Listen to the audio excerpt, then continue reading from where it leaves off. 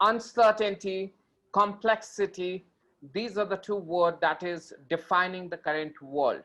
Looking at the businesses, a lot of new things are coming up. New normal has taken over, and that new normal, how do we speed up our business in this new normal, and how does the smart manufacturing or industry 4.0 is going to help in terms of pacing up the manufacturing setup, which is largely dominated by machine. In this scenario, we see a lot of winning point for machine versus man debate. If you look at a lot of people have been put out of the shop floor, we are trying to decongest the shop floor, we are maintaining social distancing, and all this we see that what is emerging out is digitization or smart factory that is emerging out. Rightly so, ET Auto has brought in this topical conclave, ET Auto Smart Factory Virtual Summit. And the discussion for this session is largely going to be focused on impact of Industry 4.0 on the assembling lines and workforce. And I'm happy to have been joined by esteemed panelists. Let me introduce to you Mr. Prabhakar Krappa, who is MD and CEO of PSA Aftec Powertrain. We are also joined by Mr. Amit Kalyani, Deputy Managing Director of Bharat Forge, world's second largest forging manufacturer. We are also joined by Mr. Ashok Gupta, who is President Operations at Sonalika Tractor. Sonalika is a leading tractor manufacturer. Welcome to ET Auto Smart Factory, gentlemen. Thank you so much for taking our time and joining this session. First, Industry 4.0 has been being discussed for a long time now. How do you see amidst this, coronavirus crisis, wherein a lot of dependence on machine or remote working is increasing? In such a scenario, how do you see the role of Industry 4.0? I'll start with Amit. Nabil, actually, I think Industry 4.0 is a tremendous enabler of efficiency and productivity, especially in a time like COVID, where we're not able to have all the resources one wants present in the shop floor or in the factory, especially on the indirects, which are your people who are in charge of maintenance, quality, and engineering and other things. I think having Industry 4.0 is the first big enabler to allow us to operate close to normally with productivity, quality, safety, without having the same number of people. So I'll also let my other panelists talk about it, and then we can come back. Ashok ji, your initial remark, can you give us a peek into the manufacturing unit in a post Industry 4.0 world when it comes to tractor manufacturing? Is it different from OEMs or component? How do you see it? Thanks, Neville ji, for having us on this panel out there. I think, as I totally agree with Amit ji, whatever he's talking about Industry 4.0, like you're talking about tractor industry, I think that's a good advantage being a tractor manufacturer, because the components are quite big and there's no problem of social distancing as far as the inside the shop floors are concerned out there, because we are having a big aggregates and a big vehicle to be carved out. But Industry 4.0 is a very useful nowadays because of this COVID situation out there. Because all the meetings, like you say, virtual simulation or I will say augmented advantage of 4.0 is playing a very important role. Like Amiji was talking about, like if your maintenance, you are not calling your maintenance people, but if your machines can be seen by the maintenance people sitting at the home, he can directly guide the actual operator on the machine, what to look for and how it can be corrected out there. And similarly, like number of things you can do sitting at the home, not being actually in the office, and get it done in the shop floor itself. I think Industry 4.0 is playing a very, very important role in this situation. Thank you, Ashok ji. Prabhakar ji, you have a very strong role here. You bring the experience and expertise of global markets through PSA and Aftec being an Indian company. There are some advantage of the multinational company. You also have some constraint of being an Indian manufacturer. So in collaboration or looking at the things with these two prisms, how do you see in the Industry 4.0 taking place in India? How much are we able to achieve? Yeah, thank you. And as my fellow panelists have told, Ashok as well as Amit, I would like to take a little bit more deeper into the concept of 4.0 and at the given situation, how well this will be useful in terms of cost optimization or minimization. See, it is basically a connected factory of all four M's: man, machine, method, and material. Given this point of time, all the four availability with respect to past to today, it's varied. And also today, proactively manage the enterprise resources is very important at this point of time.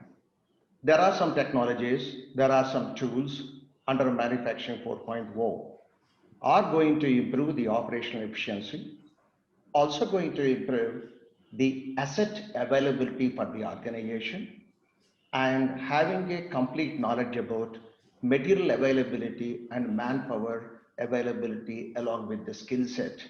Because at this point of time, even all the factories around the country or overseas is not fully operational. So it's a big challenge today, making a production plan and deliver the numbers in a most cost effective way. So given the situation, technological help is very important, and manufacturing 4.0 is the forefront. I would like to discuss more in detail as we proceed in the discussion here today.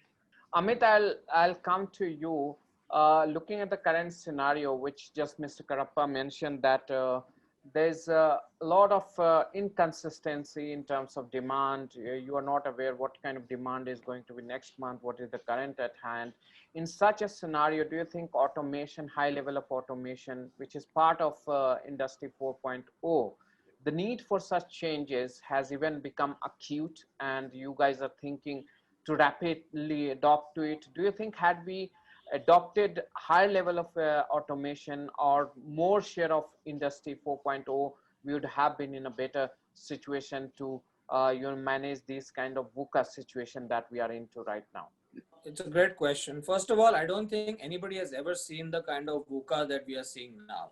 The second is, I'm going to take some exception, Nabil, to what you said. Although Mr. Kadapa was polite enough not to say it, I'm going to say it. I don't think there's any disadvantage of being Indian. I think there are only advantages because we have the flexibility, the agility, and the ability to adopt to new situations very fast. Secondly, I think Indian companies have not over-invested in capital and do not have too many fixed assets which are a burden at such times. And there is where I think the whole connected enterprise / ecosystem, which I'd like to call the connected extra price, comes in. So you actually look at a model where you have a fixed plus variable cost model where you only do the core of your heart of your business in-house, and you can outsource to a network of suppliers who become your extra price through a completely connected ecosystem. Today, we are at the infancy of this Industry 4.0. What we call the connected enterprise today is like having internet or like having email. Just having internet or email only shortens distance. It doesn't add richness of data or decision-making ability. It's only later when we add a lot of features which today don't exist or don't commercially and viably exist in quantity. It is when 5G comes truly that you will start seeing the benefits of this, because then you'll be able to do edge computing, edge analytics, and literally you'll be able to talk to machines. I think that is when the true benefit of the whole Industry 4.0 will come.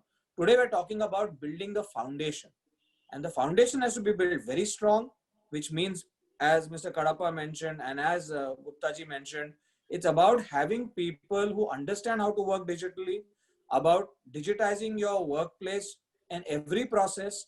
So the 4Ms obviously have to be digitized, but it's a lot more than just taking the analog and making it digital. I think you have to also make it virtual. That is a very different step. Analog to digital is taking a paper and making it a 2D. But when you make it virtual, it becomes 3D. It becomes live. And that's really when you can get the full benefit of this connected enterprise or Industry 4.0. And for that, there is a lot of technology yet that is being developed across the world. It's there at a very high end, but to make it practical and usable and user friendly, I think there's still some time.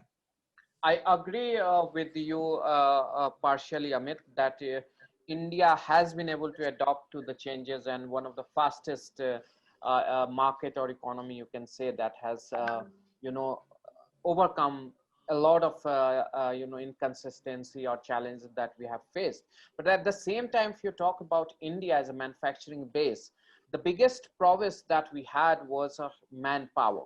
If you talk about Industry 4.0, or you talk about the automation, increasing automation on shop floor, you are clearly talking about dependence on high specific and also very high precision technology. You're talking about very sophisticated technology, and the learning curve of Indian industry doesn't look like that great in that specific to auto component industry. If you look at the overall auto component industry, a lot of money is still going as royalty, number one. Number two, though your number of companies or in terms of volume, Indian company is much higher, but if you talk about the revenue, is still is commanded by the overseas company, foreign company, be it in joint venture or be it in standalone or fully owned company. So if you look at the data, still we see after over 50, 60 years of Indian automotive market maturing, or we have seen the way it has matured, we are still strongly dependent on foreign players. So what is your thought on this? Do you think there could be some magic that could suddenly change the landscape? Then I'll come to you, Mr. Karappa. Yeah, so there is no magic clearly. And it's a very good and comprehensive question you have asked. And first of all, in any business that we are present in, we do not have any technology that we buy or royalties that we pay. All our technology is developed in-house. No, I agree. So let's take that as a case study. And it is possible only because you have put in the effort in the know why and not just the know how. A lot of companies have come in and taken the easy path of, you know, signing up a joint venture or a licensing agreement and just producing to print. Yeah, that's okay for a time being, and you will always have an easy entry. And, you know, yes, there are many people who do that. But if you really want to be global, if you really want to be a technology leader, the know why is more important than the know how. So that is one part of your question. I don't fully agree with you that the large part of the Indian auto component industry depends on joint ventures or technology. I mean, if you look at the largest auto component companies, let me just put you, you know, some data, actual data. Please. So, yeah, we have about 64% of the total auto component manufacture in India are either, you know, domestic, but their revenue contribution is only 32%. Okay. And foreign owned entities, in terms of volume, their contribution is about 15%, and in revenue they have 21%. If you join joint venture plus foreign completely owned entity, it is more than, you know, 60%. So that's what I was talking 21 about. Plus 15 comes to some 33, 30, 35, 36%. I'll tell you. Anyway, Nabil, the point is, and there's a valid point for this. If you look at the two largest automotive companies in India, one is Japanese, the other is Korean. Okay. Before that, you had 1960s technology vehicles or 1950s technology vehicles which were plying on the roads. And when these two companies came in, one in the early 80s and the one in the 90s, they wanted to create their own ecosystem of suppliers. And the only way that they could create their supply base was by bringing their existing partners into India and making them do joint ventures with local companies, or some of them were big enough and they came in on their own. So that's a fact. But going forward, it doesn't have to remain this way. I think things will change. You know, many of those big companies that we talk about are today in quite a lot of distress, because big companies with a lot of fixed costs, which are, you know, they're like super tankers. You're going in one direction, even to make it stop, it takes 100 miles. So, you know, these are companies that have a lot of momentum, and not all of it is going in your favor. So I think small, nimble companies in India have a huge vacuum that they can take up. Look, I don't want to monopolize, so I'd let Mr. Kadapa and Ashokji, Sure, sure. Just talk one about what they clarity feel. in my question. I said 15% companies are foreign owned and they contribute 21% of the revenue. Okay. I have not added Agreed. joint venture. Okay. So Okay. I'll move to interesting discussion. I'll move to you, Mr. Karappa. How do you see it? He has advocated and he has pointed very, strong points. Of course, India has the metal and has proven itself, in terms of achieving the next level. How do you see that, when do we see, we are still talking about the basics of industry 4.0 in the last 2-3 years, but if you look at the actual adoption, it's very negligible. Why are we still lagging behind in this? Yeah. Is it because we are too good in terms of manpower? Let me explain in a slightly different perspective. Today is the time of collaboration. That means it is not that a single entity, whether it's an Indian or foreign, is able to develop the entire value chain. So it need to be professionally dependent on each other, learn from each other, and move forward. I'm not saying something different from what Amit said, but I'm just trying to give a little bit more detailed background to that point of discussion. Now coming back, practically, if you look at it, there are three types of factories out there. Number one is a very standard factory, which uses the machines fit to deliver the quality. And technologically, they may be behind in terms of modern today from digital point of view, but it serves the purpose. The second one, in the countries or in the areas where the cost is very high and quality point of view, wherever intense requirements are there, people have got for automation. And the third one, which we are talking today, is intelligent or smart factory. There is a necessity for the remaining two types of factories also get into this type of an environment. The reason is today, people are not going to accept operational efficiency of 60-70%, traditional factories. And talking about quality in terms of PPM. If you recall back, 2 decades back, people used to talk PPT. A decade back, we went to PPM. Today, people are talking on unitary piece quality. If that's kind of an expectation and quick agile resolution is required to serve the customer, so this manufacturing 4.0 is going to come in a forefront quickly. Now, if you ask me, where are we in India? I tell you, there are factories in India. Maybe the percentage may be 10% or 15% are moving towards a very degree of manufacturing 4.0. Connected machines, at least if you take one particular tool, which is IoT. The connected machines, today if you buy a new CNC machine, either from a Japanese source or a German source or even Indian source, all of them are competently able to offer you a technology of IoT, which network all these machines, gives you real-time data. I'm just talking today at this point of time, only the data to come from the machines. Similarly, the softwares, the technologies are upcoming today in India, which is going to integrate all 4Ms. Now, if you ask me what level we are there, I can tell you the necessity is there.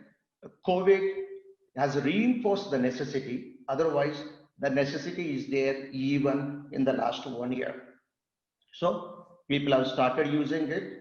In fact, when I set up the new plant 2 years back, I went very close to IoT, but whereas the another plant which I am setting it up, work in progress at this point of time, all the machines are going to be interlinked by using the IoT technology and real time of data collection and smart decision making. So this is the journey is initiated not only by us. I'm very sure many contemporary companies have already started this. So issue is not India's competency. Issue is Is it the right time for us to go ahead? Because it requires some investment. We will talk separately what kind of investment we are talking about it. Is it very high, very low? All that nuances we can talk about that. But I'm sure all the plants which are set up in the last 3 to 4 years time frame has some element of IoT in India. May not be integrated fashion, but bits and pieces fashion point of view, yes, it is existing. Thank you, Mr. Kadapa. Of course, companies like Bharat Forge has certainly, set a standard when it comes to dealing with crisis, dealing with delivering on time. I remember in 1999 wartime, company that was able to support our Indian Army by supplying shells. So that was a proud moment for all of us as an Indian, that Indian company had been able to support, and they are now ready with the bigger guns than Bofors. So congratulations, Amit, for Thank you. setting that standard for Indian companies. Another Indian company, I'm joined by Sonalika, that has also taken India at the global footprint, and they are one of the biggest manufacturer of tractors, and they have one of the biggest plants. And the Sonalika has so far been successful largely because of the committed workforce that they have. It has very little automation that historically you did not have a very high level of automation. If I recollect talking to your management time and again over the 10 years. So in such a scenario, do you think that you will lose the edge of being a company which was manpower intensive, which relied on its smart workforce, and now smart factory, which means smart machines we are talking about? How are you seeing this transition, and what is your preparedness for that? Navalji, thanks for telling about Sonalika. As you rightly said, definitely we are only 24 years old company in the tractor industry, and happy to share our footprint across world is 120 countries we are supplying our tractors out there. And second, we are the largest tractor exporter from India. So I think that position we are maintaining since last year. We are the largest tractor exporter from India. I think Navalji, as you have seen our plants 10 years before. I think now our plants are totally changed. I will request if you can take out some time and visit our plants. But in Sonalika, I think we are very, very careful about value for money. As Amitji was saying, like we should not increase our fixed costs to that extent, so that we should not able to serve our customers in a proper way. If you really ask me, automation, like the basic focus of any industry should be on quality first and then productivity. I think these are two main parameters where we need to focus on when we are talking about any automation in our industry out there.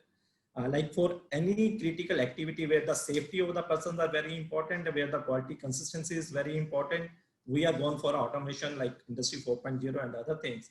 But for our machine shops, we have not gone for the transfer lines because that will increase our cost like multi-folds out there. I can justify my answer in two ways. Like you are saying in India, whether Industry 4.0 is possible or not. My question is that we need to see our geography. We should not go by the word. Like in America, you know as a smart factory, and in Europe and other things, you talk about Industry 4.0. I think for India, it's very important where to invest, where we can have a actual value for money out there. If we will only go for Industry 4.0 and do automation where it is not required, like in the shop floor, if you will install the AGVs throughout the shop floors, I think the costs are going to increase, but you may not be having a benefit for out there. Actually, where to invest is very, very important. Like R&D is very, very important to have to get the first time products. I think there the investment is very important. People are going for PLM system, people are going for virtual simulations, people are going for 3D printing and other things where the product, because the product life cycles are reducing out there, and you need to get the products very fast in the market out there in a limited testing period out there. That I'm saying, let's take an example of overseas OEM. Like if you go to Japan, the other things, you will see a lot of automation. You will see no man, literally no man in the plants. If you go into the store, the people will come with the material, they will put on a conveyor and it will automatically go to the shelf. And when there is a need, AGV will come, it will move into AGV, it will go to the line and it will be used out there. But I think that type of automation we may require in India. I probably say at this moment, that's not a right time. Otherwise, we will increase our cost to multi-folds. But like, I think Amitji may be knowing the much better than me, like We have a crankshaft manufacturing where the general grinding is being done, which is very, very critical operations. Now we have a Marpos system out there, which measures on the machine itself, see whether dia is as per the drawing or not, or it do a auto correction in the machine to get the dia as per this thing. I think that type of facility definitely required in our shops. And that is the only way. Because if as a OEM, only we will improve our shops and we will not focus on tier 1 and tier 2, we cannot compete with the world. I think it's very, very important as a responsible OEMs. We definitely improve to our shops, but we need to facilitate our tier 1 and tier 2 suppliers also to be on that standard, to give a good quality product consistently. I think this consistently word is very, very important. We can make a very good product, but every product is a consistent having the same quality or not. I think that's very, very important point. Thank you, Ashok. We will talk about these details and also the dilemmas that probably manufacturers or Indian companies might be facing before adoption of all those Industry 4.0 or any kind of automation or digitization. Amit, I would like to bring you here. You are the future of Indian industry. Business leaders like you are going to lead the future for us. How do you see your past? How do you see the traditional way of manufacturing that we have been following in India? What are the learnings that you want to take that will be an advantage even in a Industry 4.0 era? And what are those? And how are you trying to leverage those learnings? There are many things that we have done in the past. Not all of them we would do again in the same way. I think take a step back and look at what is the vision of the country that is set out by our government. We want to be a $10 trillion economy by 2030 with a 25% share of manufacturing. That means a $2.5 trillion manufacturing GDP. Our manufacturing share of GDP today is roughly about 15 to 16%, which means about 400 billion or so, because it's about 2.5 trillion or so our GDP. So you're talking about a 6x increase in 10 years. Even if you say it's a 3x increase or 4x increase in 10 years, the sheer number of people, the amount of assets, the amount of capital, the amount of knowledge that is going to have to be deployed is staggering.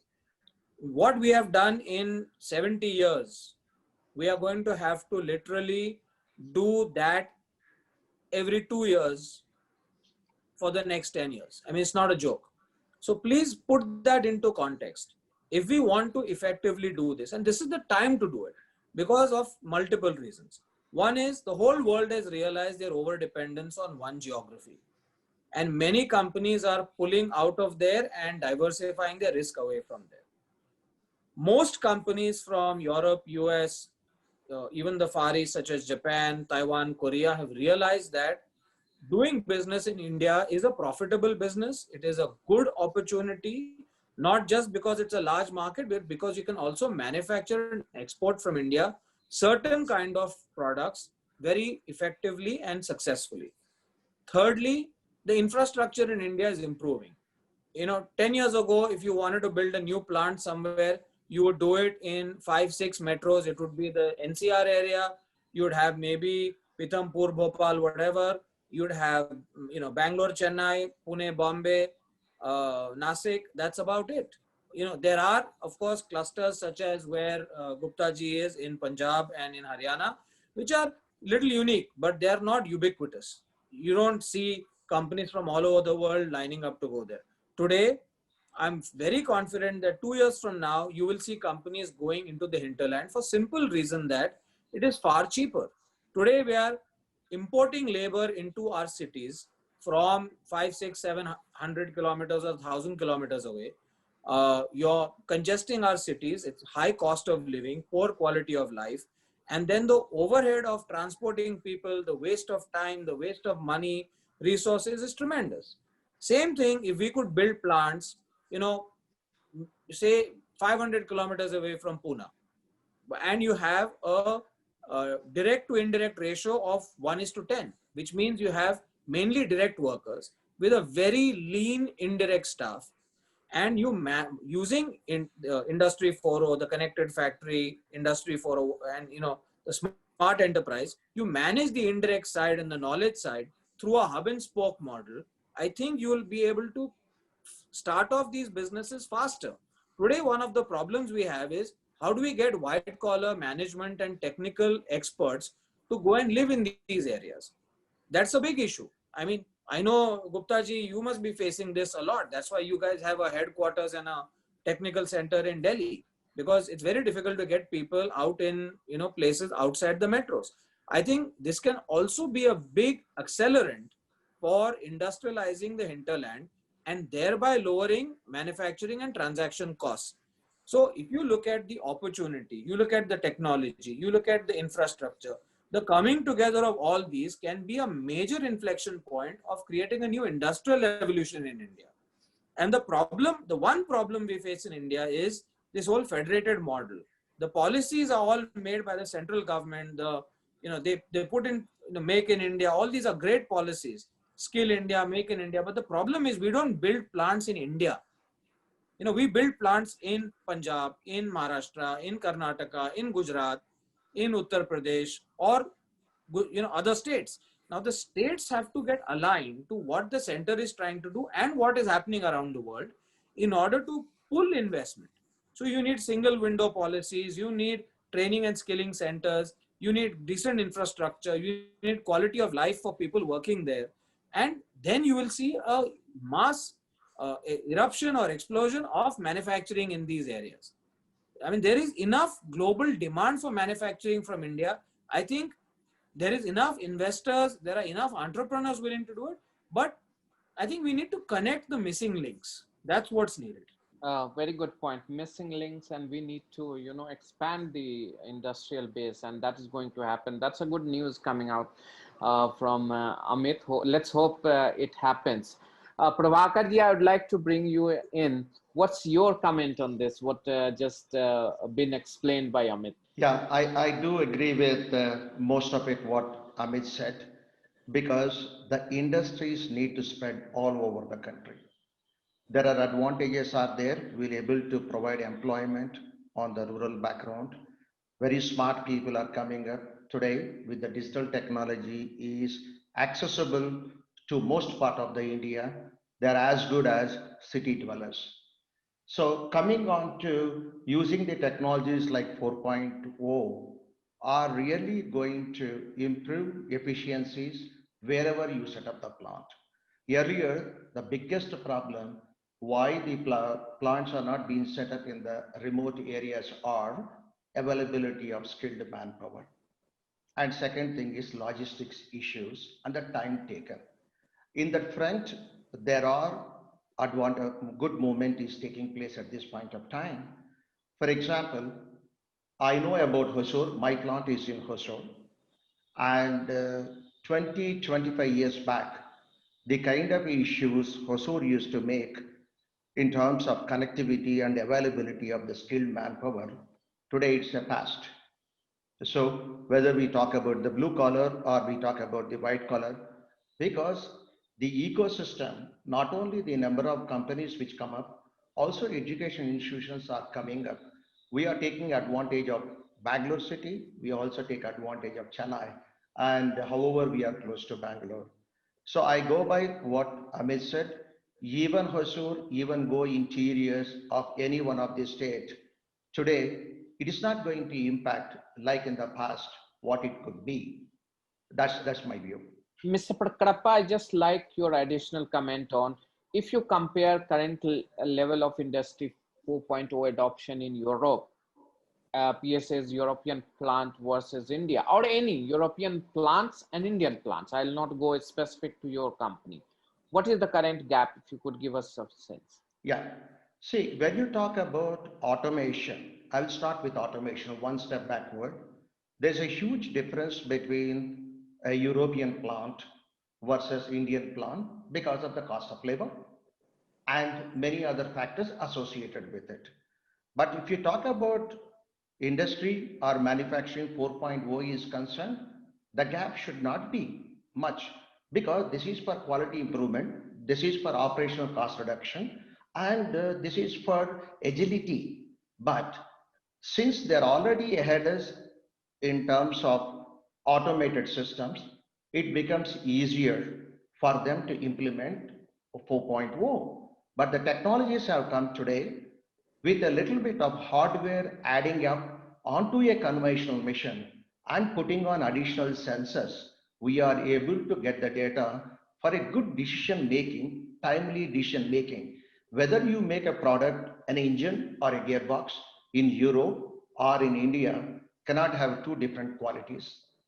In fact, the planning goes such a way, considering the 45 days of logistics journey, we are supposed to produce 45 days ahead than the consumption.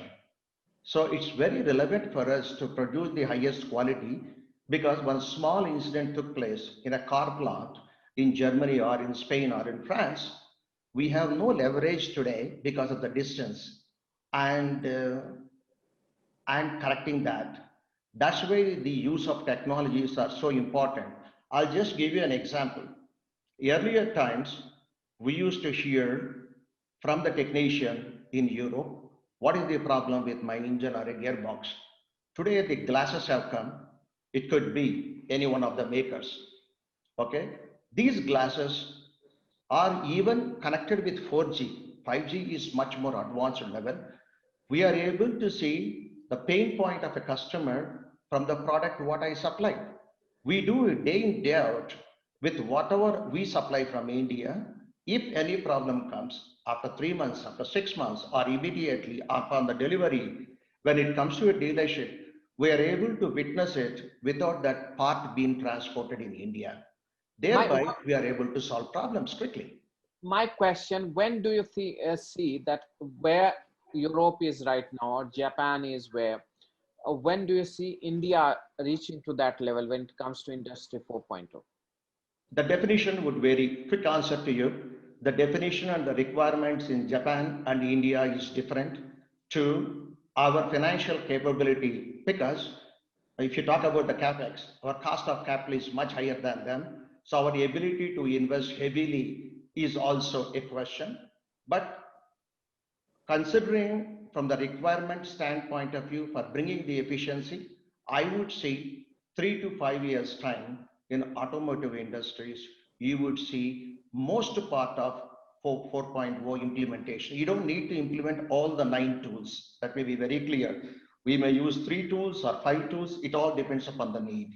So it will be India specific. That's fair, but we will be able to catch up. Now I'll come to a very touchy subject or a sensitive subject. If you talk about business, India is a democratic country, and we all understand socio-political scenario and the implications, socio-political implications that is there attached to all business.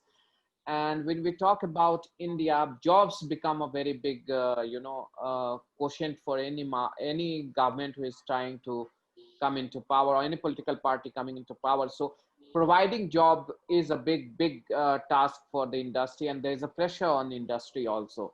Ashok ji and Amit, both of you, I would like to understand, how do you see this as a hindrance, or do you see, because you will have to reskill people also, because the set of people who are working right now at your plant, many of them may not be required or may be required to reskill. All these, how are you going to deal in a short span of time of 2-3 years, which Mr. Kadapa just mentioned? Nabilji, I think if you really ask me, as far as the automobile industry is concerned, like Amitji was talking about ratio of direct and indirect, 1:10. Definitely it can be 1:10 or it can be 1:0.7 or 0.8. Depending upon industry to industry out there. But as you were talking about in the previous question, like how the Indian industry is going to be the same at par at Europe or American industry. If you really ask me, my personal opinion, it is never going to be. If you take an example of a same principal company like Suzuki's and other things, if you see their plants in abroad in Japan, and if you see the automation in their Indian plants, it's a huge difference out there. If you go to any of the plants, car plants, you will see a total automation in the welding section, but you will see approximately zero automation like robots and other things in the assembly lines out there. So as far as the jobs I will say in the automobile industry is concerned, as far as the direct manpower is concerned, it is not going to be the much change. I think history indicates, like if you see the study indicates, last year's study indicates, with the implementation of Industry 4.0, there can be cut of 50% job out there. It can 50% of jobs can be reduced. Yes, but it will be reduced in the other industry. Like you talk about the warehousing industry, it will reduce out there. But as far as the production plants are concerned, direct implementation of direct heavy automation in India is not going to happen out there. Yes, it is going to be happen where the quality improvements are required, where productivity improvements are required. Like we are talking, my colleagues are talking about Amitji and Kadapasa, like where the quality is very important, where the quality retro cost is very, very high. You are definitely going to automate that area. Like you can see whether all my parameters are within the specification, how the SPC is going on. You can implement all those systems in the shop floor and see whether all the parameters are in line or not. Like some components, like Prabhakar sir was talking about, some components, glasses coming from the supplier. Now from the supplier till it is being fitted in a tractor and tractor has gone to a field out there, we can see which component has been made at the supplier end and what raw material have they used when it has come to us, in which tractor it has been fitted out. The complete tracing is there. That's the actual benefit of Industry 4.0. Otherwise, it's very difficult to maintain that much of data with the manual records out there. Our skilling of the manpower is going to be a major challenge, if you really ask me. When the Industry 2.0, I will say in 1970, when it has started out there, at that particular time, I will say manager was like a commander. He was using his skills to get the job done. Then it has been changed to leader in Industry 3.0. Like he was acting as a leader, he was saying, doing the programming of the machines and getting the machines runs. But in our Industry 4.0, the role is going to be changed. He has to be a facilitator because he has to communicate between the man and the machines. I think that's going to be a major shift of the skills in the manpower that we require in the factory. I think that's a very important, like we need to set up a skill centers where the manager is not only know about the process, but he also knows about the software. I think India has a great opportunity because we know the bandwidth of India as an IT player out there. I think it is very, very good opportunity, if you really ask me, India has in the times to come. Thank you, Ashokji. Amit, I'll come to you. We see a lot of political angle too when it comes to job creation, when it comes to, we have seen the labor law, how, much it is creating problem also for the industry and people also. There has been talk of labor law reforms. In a scenario where Industry 4.0, do you think these things are going to come as an hindrance, or is it a bigger hindrance than the capability and willingness of the corporate or the manufacturer or the companies to invest in automation? So first of all, I think Ashokji, you really hit all the points very, very perfectly. And I'd just like to build on that. Look, you cannot ask a company to employ twice the number of people it needs only because you want to create employment, because that company will die in 5 years or in 2 years. The only way you can increase employment is by increasing enterprise and increasing business. So hold on. There are very, very simple ways of doing this. And I think this whole Atmanirbhar Bharat is a very big step in that way. Now, even if you look at the automotive component industry or the automotive industry, I believe that the imports of components and subsystems exceed $6 or $7 billion even today at the low level of industry that we operate at. So why can all this not be localized? And if we localize, why can we not also export? So clearly, the employment has to only come from growth. And India is underinvested in every area of infrastructure. If we are going to invest in infrastructure, we are going to need a lot more capital investment in industry. So I think these two go hand in hand. It's very clear that employment will be created only if there's capital investment and capital deployment. So you cannot have companies overman and become inefficient and die. You instead need to get companies to become more efficient and grow and be an enabler to that. I think it's very simple, and most politicians, governments today are quite aware of what it takes to be competitive. I mean, I've seen chief ministers and industries ministers of many states in Davos over the last 10 years. I think they all see what it takes and how, how competitive the world is, because the same people that they're meeting, there are, 5 other countries or even 5 other regions from one country that are trying to pitch investments to them. So everybody realizes today that it's either become competitive or die. So nobody is going to push people, into backward kind of thinking. At the same time, in India, we have to take a long-term approach. We don't have a hire and fire culture in our country, and I'm glad for that. We look at a long-term approach because we don't have a social net, and also because our values are very different. So I think if you're fair, you're reasonable and responsible, and you do the kind of things in terms of training that most good companies do, you can reskill your manpower to be ready for Industry 4.0 or this whole future industrial and manufacturing scenario that's going to arrive, and be the ones to take advantage of it. I'll just like to conclude now because we have already done over 1 hour now. I'll start with you, Mr. Kadapa, and everybody should contribute to this answer briefly. I just want to understand what are the key skills sets that will be required from the Indian industry specific to automotive or manufacturing, and which are the area that we think will be faster to adopt to these changes which are going to come in Industry 4.0. Mr. Kadapa, with you. Okay, so if you see the information management is an area from the shop floor. In that, the traditional conventional operator had to upgrade his skill. The upgrading is two parts. One, there are people who can upgrade because it's more of in the digital and friendliness to the computer and ability to understand and a part of the analytics. And the second set of people probably they only know how to work and they can only use the hand skill.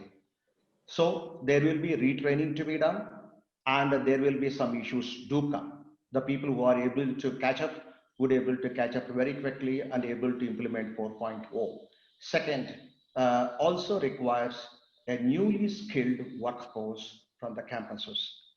That's an area where that means this is going to have an impact not only on the industry, even on the universities to teach about artificial intelligence and the IoTs, etc. I understand some level it is going on, but it has to go into much deeper learning. And the third is data scientists. That is an area, new opportunity, new employment portfolio is going to come. Larger number of people are required to be employed. All these things are going to lead into cost reduction, effective management. Thereby, we will become very good export-oriented company and plant. That's in short. Thank you. Ashokji, your take. I think I'm in agreement, Prabhakarji. If you really ask me, I will say the skill that is required is to have a digital knowledge about there. Definitely, like we are saying, everything is going to move towards the digital side.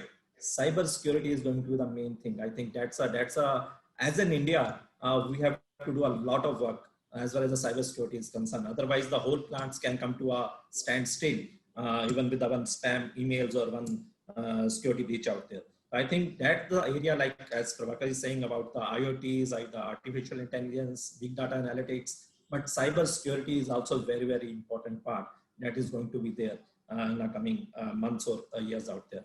But if you really ask me, India has a great opportunity, and as an Indian, we have an uncanny can, like where we can surprise the world out there. We have seen the telephone industry that has changed from a landline to a 4G. I think we are a maximum subscriber out there. So as an Indian, I am very proud. Like we are very fast to adopt any change out there, and I'm very clear out there. It's going to be a great journey for any Indian company. Amit, your take. So I have a slightly different take, and while I agree with everything that you all have said, I think the transformation has to start from our education system. I think that needs to get deregulated first of all. That the whole concept of our education system is too archaic. Our education system has to be more oriented to what people's abilities are. Let's say their proclivities are, and therefore expose them to various things and then allow them to pursue one or two things that are of interest to them. First of all, I think that this whole thing going from 12th standard to college and then finding a job is passé, because you might study to, most people who study to become engineers in India then go and work in finance or something else. What is the point of doing this? I think after 12th standard, you can have a 1 year or 2 year program, which is like a boot camp, which teaches you the kind of skills, the digital and technology skills, the math and science, the basics that are enough for you to get into a workplace. Give it a shot, figure out what you want to do, maybe try out 3-4 different things, and then when you really find there is one thing that you like doing, work in that space, and then go back and study more and get to a high level in this. This is more like the German model. But the German model, I'm hybridizing the German model so that you can make it more current. And by doing this, a lot of people will save a lot of money. Today, an average college student spends between 80,000 to 1 lakh a year. Okay, instead of spending 4 years of that, why can't you start working within 1 year of finishing your 12th standard? And then maybe the company itself will pay for you to go to college or whatever after some time. And that's a good model. And we would do that. We're already doing that. And I would do more of that. And I find that people who choose the job based on their own innate abilities and interests are far more successful and productive and perform at a higher level than people who've just done engineering because they had to and then they're working in that area. So I'm just giving you a slightly different take. I think we need to reform from there, but the ITIs need to be transformed to more digital so that they can teach the kind of things that both Mr. Kadapa was mentioning and what Gupta ji was mentioning. I think we have to transform these. No, Amit, you have really raised the pertinent issue. Education system really need to transform, and there has to be a marriage between universities or the institution and the corporate Industry. or the companies. Absolutely. And industry, right? That will bring out. But one very important thing that I have missed out, not discussed. But before I go there, I would again like to repeat my question. I have got the answer on skill, but I'm still not convinced on the answer from all of you on which are the operations or which are the areas you think will be the first mover in terms of adoption of Industry 4.0 in India. Let's start with simple industries where you have to physically do something. Let's look at retail. Okay, if you go to a department store like a CVS or a Boots or even a Zara or any of these stores, earlier you would stand in a checkout and pay for things. Today they have these automated baskets. You just put everything in it. It automatically calculates what all is there, how many pieces are there. You don't even have to scan a barcode. So it will start from the retail end and move towards the industrial end, because that's where the largest bang for the buck and efficiency will take place. So that's the way I see it. In your suppose industry, you have hot press, cold press, and various other processes where you see will be the first. So all the non-value added operations where you are just moving material or taking things from a stockyard or from a warehouse or from a stores, all these will get automated because those people don't add value. Only value added operations will be the last ones to get automated. The non-value adding operations, either we will outsource so that you convert a fixed cost into a variable cost and then or automate. Ashok ji, your I think if you really ask me in an industry of our count, there are 3 or 4 functions that you can say are the main functions. One is the R&D function, then is the supply chain function, then there is a production, and then is the sales, and then the spare parts out there. If you see what I can say, the maximum 4.0 is going to add value in R&D, which is already being done in most of the industry out there. We are going for PLM system, virtual simulations, and other things are being implemented out there. Second is the supply chain. I think that is the area where most of the industry will shift from a, I will say, conventional following up the material to a, I will say, industry 4.0 type of digitalization out there. Like there is no need to follow up the material out there. Automatic email for the schedules can go to the suppliers. Day to day, whatever has been received out there, it can go, whatever the payment has been there and how the money systems has been working, the system and other things out there. I think there, most of the industries are changing out there. putting up a theory of constraints models that we have recently implemented to do a right type of forecasting so that we can have a right material, giving a proper forecast to our suppliers. I think that's a one area where most of the industry is already working, and that is going to be the major game changer in the next some months and years to come out there. And the second is the how we are supporting our customer. Now you see, earlier the white good industry has started the call centers. Now that concept has started in the tech industry and the other industry also, where you set up a call center and you can connect with your customer 24/7 through digital. You can educate the customer on the phone itself how to fix up the problems. I think that's also one of the main area where most of the companies are working out there to support the staff out there. Second, the spare parts, how you can managing your warehouse managements out there. So I think that's the areas where you can, like Amitji was talking about, where the non-value added manpower is there, and how you can support the good manpower with the systems, IT systems, to get a proper value from there. As far as the production is concerned, there are 3 or 4 parts I can say. There is a actual production, physical production, then there is a quality, and there is a maintenance. Quality, I think it's a big thing that as an Indian industry we need to do. If you really ask me, I will say whatever the incentive government is giving to MSCMEs, that should also link to their, I will say, quality and productivity, and not on an investment point of view. If they can see the parameter, they can attach the incentive to the quality and productivity. I think as an industry, as an Indian, I will say hub, we will improve quite a lot out there. I think quality is the area, and second, the maintenance, because we are going to have a very big systems out there. How to maintain, how to do a preventive maintenance of those machines. All these can be IT enabled. I think most of the companies are working on that areas. But I am said earlier also, this job is not only for OEs. If we will not support our tier 1 and tier 2 suppliers, if we will not take them to that level, I think as an India, we cannot become an industrial hub that we are expecting to be. Yeah, Mr. Karappa.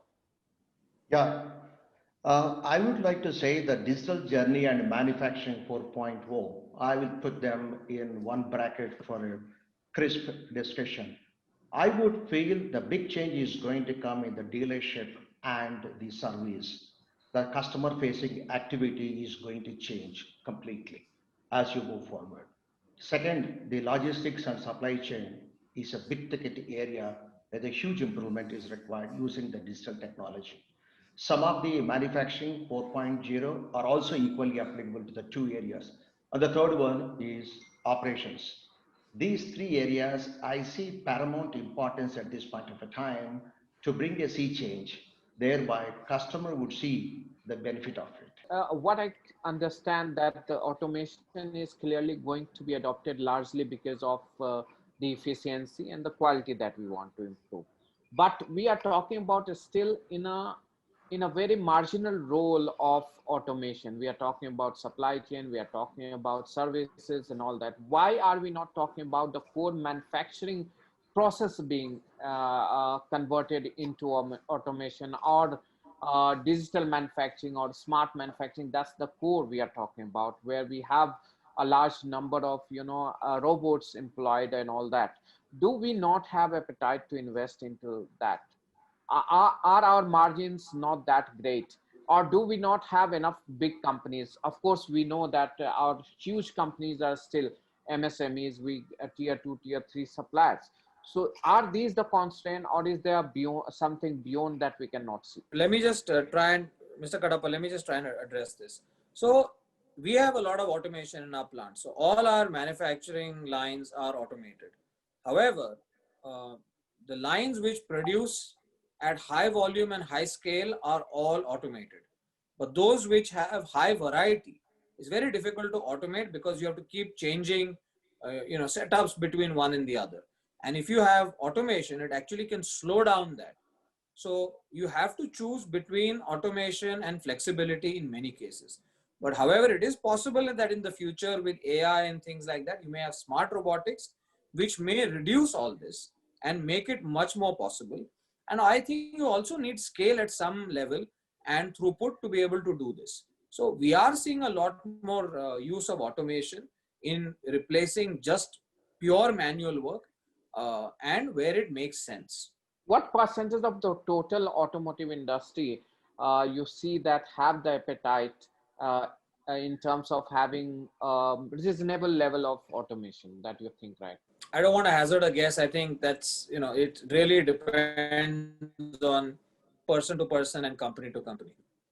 That's what overall I want to see the scenario right now of the overall industry. Do you have any uh, data? Oh, okay. Mr. Kadappa, you have to add something? Yeah. See, it's a wild guess. We say that what percentage will adopt this or not, maybe 40 to 50%. But what I want to say, we should look at what kind of investment we are talking about today in the digital journey.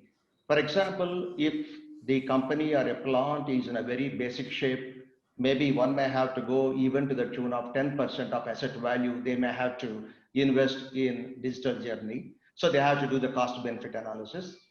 For example, if the company is reasonably modern and which has got the technologies like CNC machine and adopt line test machines, etc., based on AI and self-learning, that kind of a company with that kind of an environment is there. Probably, I would rate 1 to 3% is only investment. But again, unless if the investment is pays off in less than 1.5 years, it would be hard for automotive industry to make investment because the margins are thinner relatively. So, but again, we have to do the cost benefit analysis and what kind of imperative advantages we are getting it. So it's not that high, but sorry to say one more, let me add.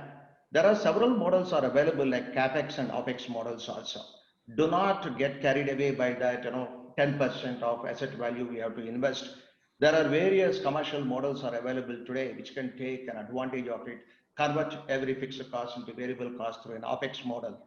So such examination is to be done before making a call. So, what data says, according to me, about 10% of the companies in India, auto component companies, have a revenue between 500 crores to 1,000 crore, whom I think have the potential to have decent level of automation. So, I think that they will be the probably first ones to adopt to this. Ashokji, if you want to add something Yeah, quickly, yeah, yeah. closing Yeah, remark. Nabilji, I think Nabilji, when we're talking about Industry 4.0, like just putting a robots, or I will say cobots, or putting a AGVs, that's not Industry 4.0. Let me give you a very, very, I will say, novel example of Industry 4.0. Earlier, the machining operations were done on a conventional machines. Now, most of the manufacturers are using a horizontal machining centers or vertical machining centers. If you really ask me, that's a Industry 4.0. Because nothing is being done by the operator. They are just putting the components and everything is being done by the operator, by the machine itself through the programs. And if there is any tool change frequency, that is also being alerted by the machine itself. So that's the intelligent machines we have now. That's also part of Industry 4.0. Now, if you talk about suppose there are 27, 30 horizontal machining centers you have in your plant. Now, one machine is down. Now, how do you redistribute the work between the various machining centers so that you can have optimum output? I think with a person, with the one human, it's not possible. Now you have IT systems available with them where you can put all the cycle times, all the setup times, and they can immediately recalculate looking at the machines. Like as soon as the signal has come, this machine is not working. He will redo the complete replanning of all the machines, and you can do the all the setups accordingly out there. I think all these are there in manufacturing. But you are saying just putting a cobots or robots or OGV is Industry 4.0. I think that should not be that should not be done by any Indian company, I will say. Otherwise, it's going to be a big backlash in the company afterwards. So I think we should be very, very clear where we are investing, what value we are going to add for our customers. If we will add the right investment, adding the value for the customers, I think there's a long way we can survive on.